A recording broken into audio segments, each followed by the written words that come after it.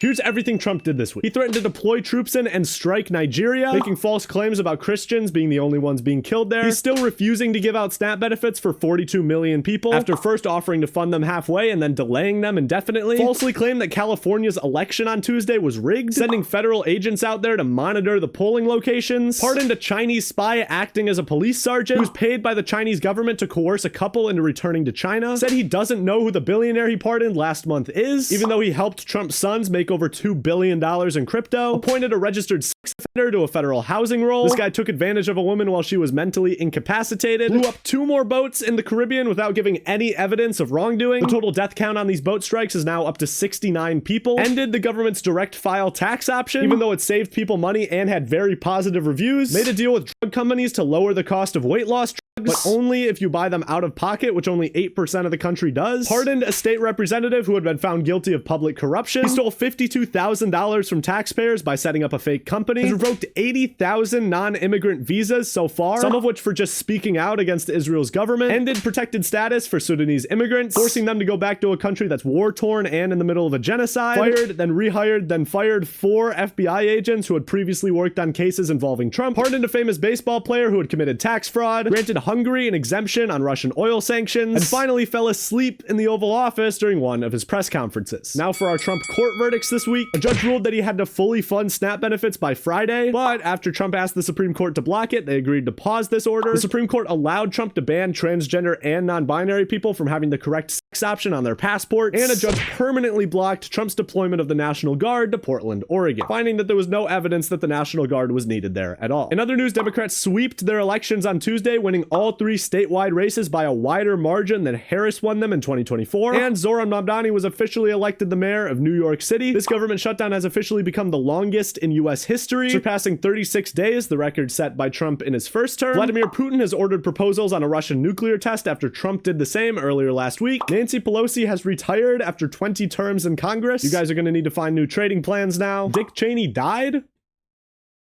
A bill that would have stopped Trump from striking Venezuela without permission from Congress was stopped in the Senate. And finally, the guy who threw a sandwich at a Border Patrol officer is not guilty of assault.